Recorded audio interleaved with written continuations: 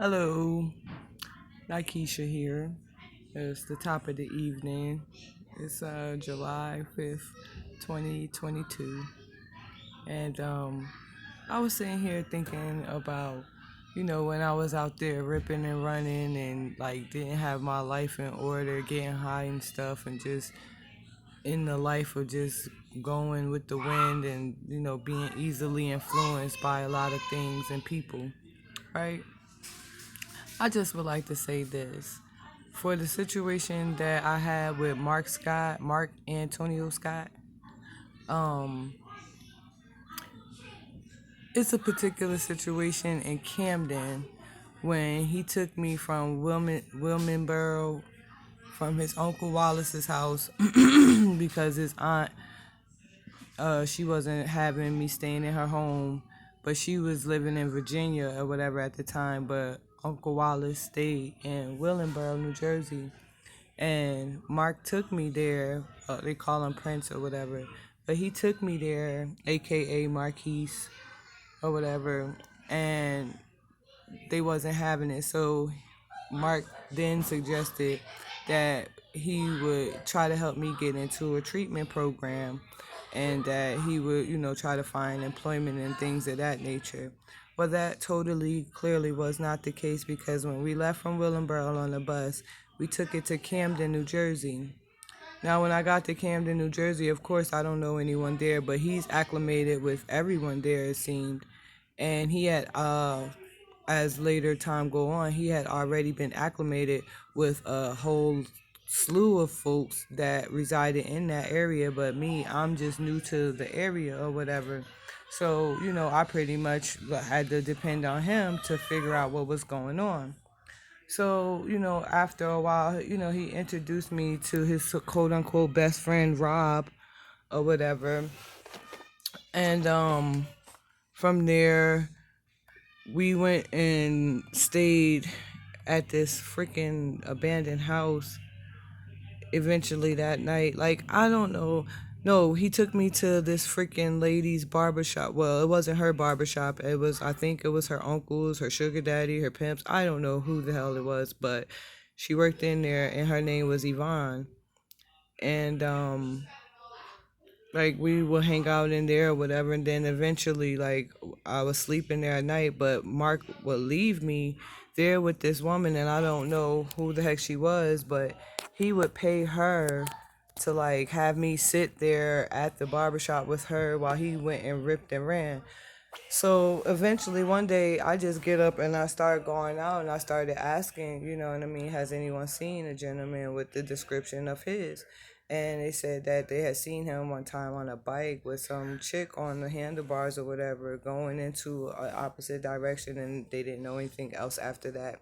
So I was all naive to a bunch of shit, and at the time, like I said, I'm out there fucking smoking and shit, but the game plan was for him to help me to get into some type of recovery, for myself or whatever, moving me away from there. But it was all an illusion because I should have known better because he had multiple children's mothers or whatever. And before we even left to go to Willingboro, we were in Asbury Park, and he had me being at his child's mother's house, Starlisha, I believe his daughter's name is. I forget what his child's mother's name is or whatever. So it was just like all wrong around the border. But I had just gotten out of jail, you know what I mean, that night that I bumped in back into him because at one point I used to be a dealer to him. The tables turned or whatever, and then I became the user. So eventually, you know, while we're in Camden and shit, like he just started doing a whole bunch of shit, and then it got to the point where I started getting abused. Like I have a concussion in the back of my head where I had to get like 8 stitches or something like that. On one point, like we were staying, like we it had gotten to a point where he was like hooked up with this guy. His name was Larry, and Larry was from Sicklerville, I believe they said, and he was dating this girl named Malaysia.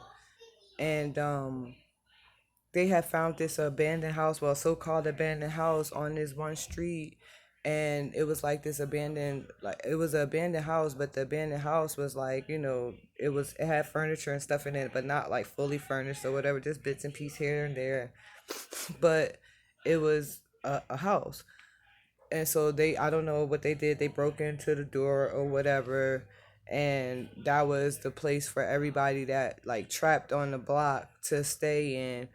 And like in the field, it was like this other gutted out abandoned house where like the drugs were being sold out of. And it just was weird.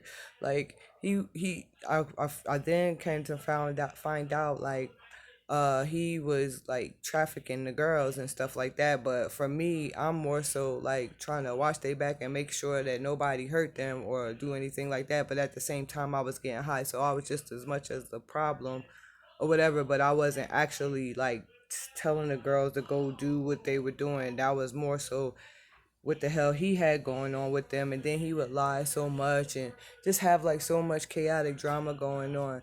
But anyway, he put his hands on me. I went to the hospital a couple of times due to him. He set me up to be robbed while one night I was on the lookout on the set. That's how I got pistol whipped. And him and the girl Yvonne that worked in the barbershop, they orchestrated these young boys to run up on me and to hurt me. And I don't know what the heck, but the first was like when he karate chopped me in my throat. We were staying at another location, and I went to go walk with one of the girls because she wanted to go get me some coke. So I was like, well, okay, cool. So I had my bike with me, and we were on our way to the place where we were going to go get the coke from that she was just going to give to me because I had been nice to her. Like I wasn't one of those people that were like selfish and all of that and schemy and all of the grimy what's not to hurt people intentionally to take anything from them while I was in the course of getting high. That was more so Mark's whole stilo, obviously. He was into a lot more crazy shit, and like he would leave for like days at a time and then come back and want to be abusive. He beat up on me.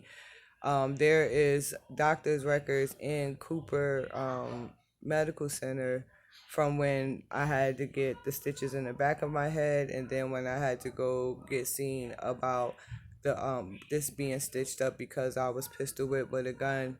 And he came on the scene like as the ambulance was getting ready to take me off, and I cursed him out like, what are you here for? Like, yo, you should have been here. I shouldn't even been outside, you know what I mean?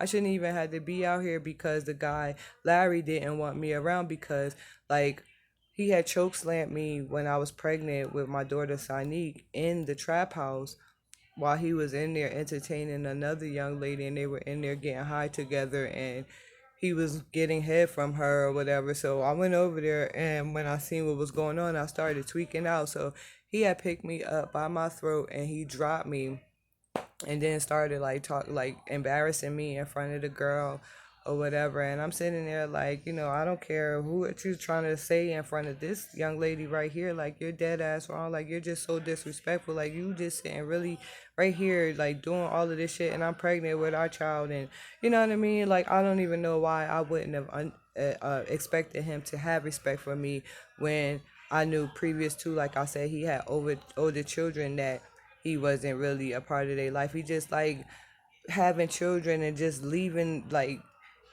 having children with the women and treating them all crazy and lie, and then go be wherever the heck he's at and getting high and shit like that. And I understand why the his son's mother left him. His son Tyreek's mom or whatever left him.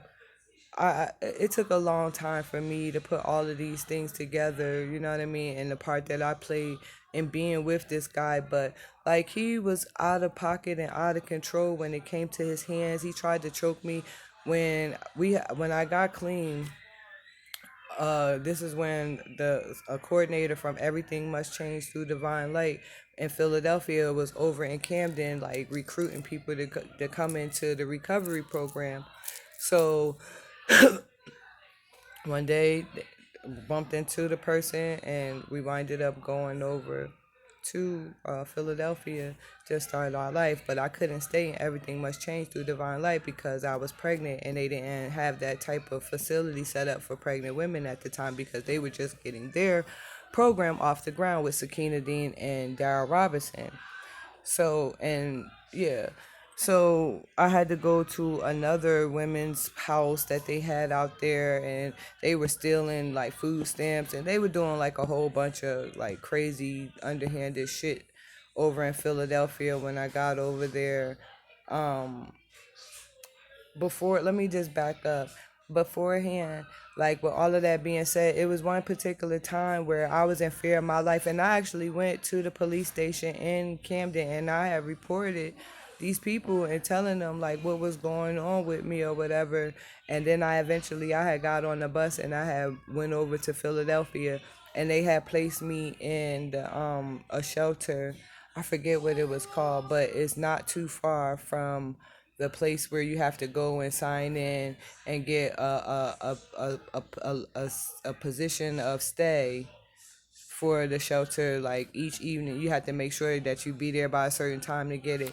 So I was over there for about a week or so, and like I was scared shitless like to freaking really do anything because like I knew that all of these guys were after me because Mark was over there robbing all of these fucking drug dealers and shit like that. But I like when he's doing it, like I wouldn't be around certain times where he was doing this shit. And then one time we were together, and then he was like he came and he's like, hurry up and come on. So we leave, and then when we get where we going, this motherfucker tells me that he took the guy's fucking drugs. But I don't know how the fuck we winded up not fucking getting Buck Swayze. But I do remember one time he had took from these Spanish guys, and they bust him in his fucking kneecap with a golf club because he took their shit or whatever. And like I'm sitting there with him in an abandoned house, like looking at him like what the fuck, cause his boy, the same dude Rob, is the one that had told him that we was in the abandoned house or whatever. And the guy came up there and took him outside and beat him in his knee and shit.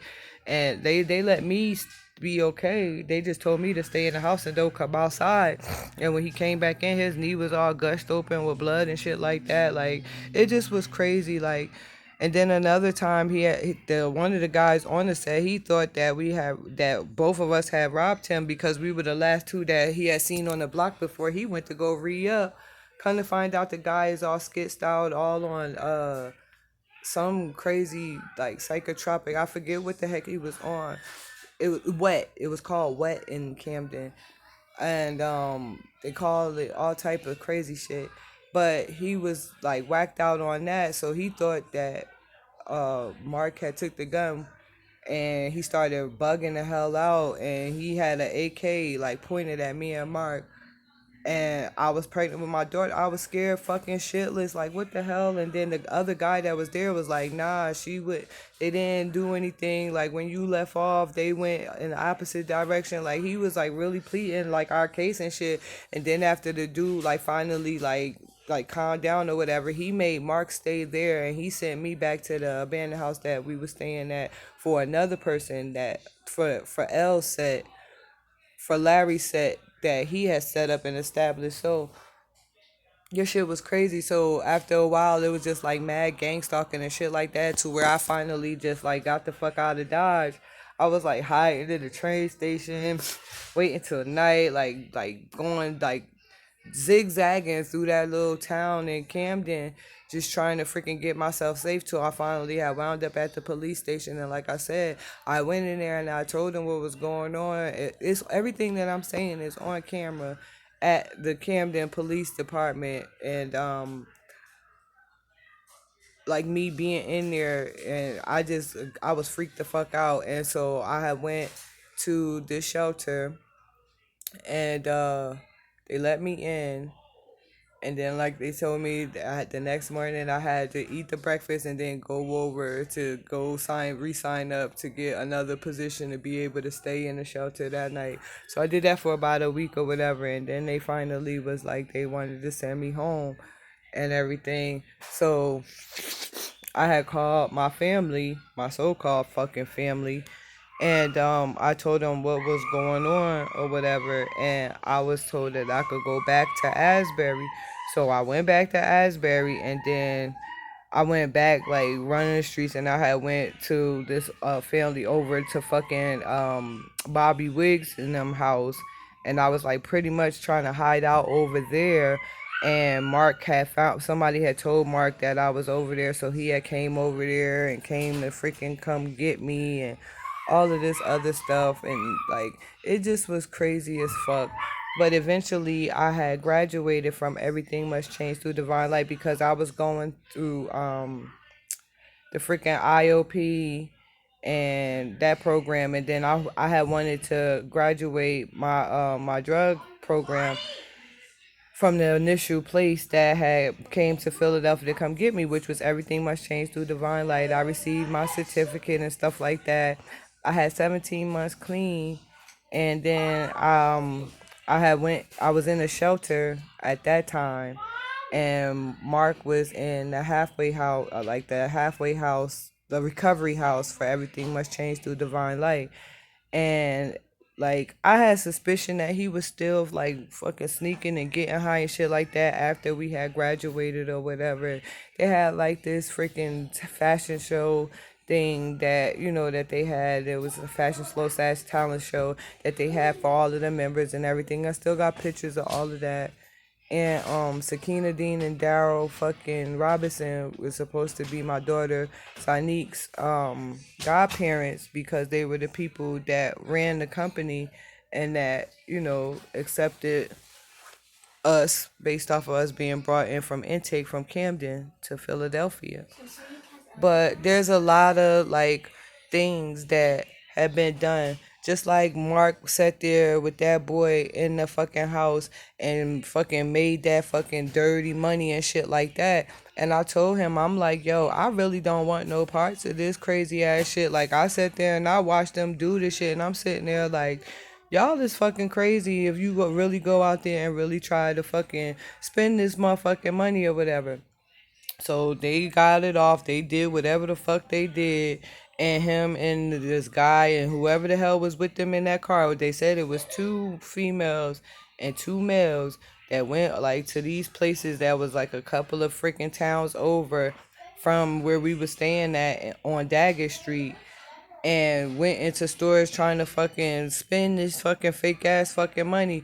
Now, when all of this shit happened, I kind of find out this nigga gets locked the fuck up with these people or whatever. And I had got the number for some chick, so I'm calling her, asking her like, what the fuck happened or whatever. Then they had the fucking machine in my fucking apartment, in my fucking house. Cause I was living on a row house. It was in my fucking name, but he just resided there or whatever. But he act like he ran the place, and he actually tried to kick me the fuck out, like out of my own place. He had like a lot of fucking bullshit going on with him at the damn time while we was together. So he gets locked the hell up with these people or whatever, and I don't know, the young lady told or whatever, however it went down with whatever transaction they had going on. So I'm like, I don't want no parts of this shit. So I went and I sold the fucking all of that shit, that crazy ass shit. I went right around the corner to the little pawn shop and I sold that shit to them. Like, I didn't want that shit in my fucking house. Like, me personally, yes, it might have my fucking fingerprints or whatever the fuck on it. But what I didn't do was sit there and actually make no motherfucking bills. I ain't do none of that shit. Like, I did not fucking have no parts. I didn't try to go spend the shit or none of that. Like, hell fucking no. Like, I told this stupid ass motherfucker, him and the dude, like, y'all motherfuckers is crazy. Like, y'all really is taking a big ass gamble on this shit. So, with me knowing that my children's dad is a fucking scam, like I wouldn't put it past him. And then he was trying to come at me like after I finally decided that I wanted to get my life together and got the fuck away from him. I had went to jail. I had stabbed this girl named April because he caused that tension and he caused that whole situation by having them in my house when I went to Ohio to go pick my grandmother up from my aunt Dorothy's house in Youngstown. And he had this girl up in my house telling her that I was his sister and that our daughter was his niece and all this other stuff, like doing all kind of crazy shit in my home with this girl April. I'm like, yo, like I don't care what he telling you. So it was a whole bunch of conflictual shit going on. Too one night there was an altercation, and she like tried to come Billy Badass and stuff, and had all of these people like backing her. They had the whole street blocked off. And she starts talking all this shit, trying to get her cell phone checked. I'm like, yo, why? I'm telling you that you should have kept my name out your mouth and stopped lying on me. She's telling people, oh, she's having sex with people in this abandoned house and that abandoned house. Why would I be having sex with somebody in an abandoned house and I got keys to my own shit? I could, if I wanted to fuck anybody, I could have went in my own fucking place to do that. Like it was just too much that they was doing the most on, but it was based off of him paying them in drugs and sleeping with them and having people watch me while he was working, because he was working with this guy or whatever, and then they found out that he relapsed, so they fired him. He tried to make that seem like it was my fault that he had relapsed and got fired. It was a lot of blaming and stuff like that, and like he continued to want to like try to beat on me, and try to leave me in the house with $20 and be gone for 2 and 3 days, and just all kind of crazy ass shit that he was doing, and then try to choke the life out of me. He did it in the middle of Dagger Street. Like he just like put me down so bad and like try to like break my freaking spirit and like tell me like my family don't love me. And at one point, like because I'm all embarrassed and shit, because I'm all cracked out and high, and I didn't want my family to see me fucked up. Like I at one point was psychologically fucking programmed into fucking thinking that shit. So now I'm like really scared to reach out to family. Then that one time when I just cried out to the universe, like, listen, I'm ready to be up out of here. Like, I won't come back to this shit. I want to get my life right. And I've been living by that ever since. So when I had my daughter, after I had moved back with my mother in Asbury, he gonna try to tell me like that I know he told the girl Michelle that he another person that he was sleeping with in my place. They done born children in my house or whatever. This young lady, she freaking thought that she was taking my spot. Like, lady, you did me a favor by getting this asshole away from me. Like, you wanted my life so bad. Like, you really thought that just because what you seen going on and what he told you, you ain't know the freaking shit that I was going through behind closed doors, what led us up to even being in Philadelphia, being in a situation. You didn't know none of that shit. And I was trying to tell you, you know what I mean, before though you found out that you was having a baby, like when we was hanging out, cause I got high with her and shit like that. But she was like backbiting me, going back behind my back because she wanted what I had and she wanted to fuck him. She wanted to do this. She wanted to do that. So I'm like, listen, this what you want? Hey, I'm telling you what it is. We had a conversation about it and everything when I was staying in Asbury down by the beach. Like, yo, this is what's up with homeboy. This is what's going on. You don't really know him the way you think you know him. And like, I don't know what he told you, but this is what it is. He done told this lady that I wouldn't allow him to see his children and all of this other shit because of her. It didn't have nothing to do with her, even though like I was pissed off about the situation. Like, how dare you, when I came to you as a woman and I asked you, you know what I mean, what was going on between the two of you? You lied to me blatantly in my face, but I didn't want to put my hands on you or nothing like that. But because you were so scary behind what you and him were doing, you called the police on me and got me locked the fuck up when you came to Evelyn house with my daughter bouncing on your damn hip. When I left from over there because he left me in the house for a couple of days, then y'all decide y'all gonna be in my house, and then when you can't find him, you came to Evelyn's because that's where I was at, because he came there looking for me because he wanted control over me and watch on me while y'all was up in my shit. And you called the police on me saying that I did all of this crazy shit to you, and then as I'm getting carted off, you're walking into my home with him. That was like blatant fucking trespass right there. You or him wasn't even supposed to be on that fucking property. But because he got together with fucking William Rowell, which was my landlord at the fucking time of the house that I had on South Daggett Street. You understand what I'm saying? When I got locked up for stabbing fucking April, he told me a court date had came. He told me he was going to take care of it. I don't know what he worked out with William Rowell or nothing like that, but I know that he was a fucking slim lord and he had other fucking properties where he knew that it was human sex trafficking. He knew that it was all type of drug trafficking, gun trafficking, and every fucking thing. He was getting paid under the table by mad motherfuckers. He even was Brenda Thompson's motherfucking landlord because she the one that fucking referred me to him because I only had a limited time before I moved out the shelter to find a place to stay. And I didn't, me not being from Philadelphia, I ain't know where the fuck to move to within the voucher amount that they had told me that I had. And Brenda Thompson, how I know her, met her over in fucking Camden with her and her dude Rashid that she was fucking with, you know. And then come to find out her sister, Odetta, lived in fucking Philadelphia once we had got clean and shit like that. Then I had fucking wound up relapsing and then got back in fucking contact with them. So Brenda, you was coming over my fucking house too, reporting back, you and Detta doing all of that crazy shit. You was down with the fucking scheme and shit like that. And the fucking maintenance man that they had at the time that came over there to fix y'all rug and shit. All of y'all had that little operation going on.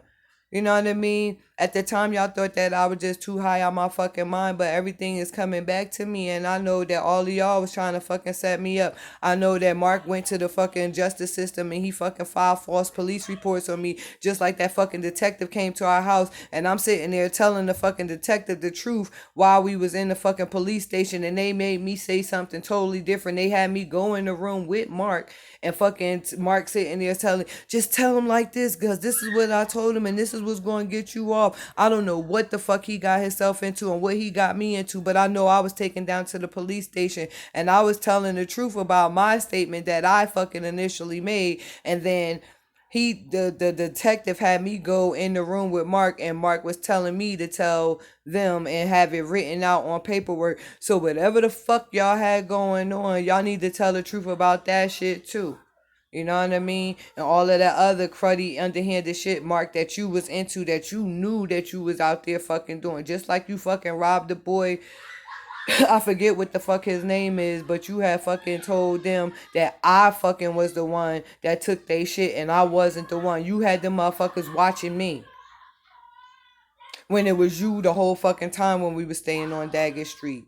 And then you had the audacity to fucking get mad when I went and signed myself involuntarily to the drug treatment facility program or whatever. And when I came back, I told you that I didn't want to fucking be around people getting high and shit like that in my house or whatever. It was still going on, winded up fucking going right back into the mode or whatever. But the last time was when I fucking came home from jail, where I had to bail myself out of jail from the housing program money that I had saved up in my savings account with Stephanie and them.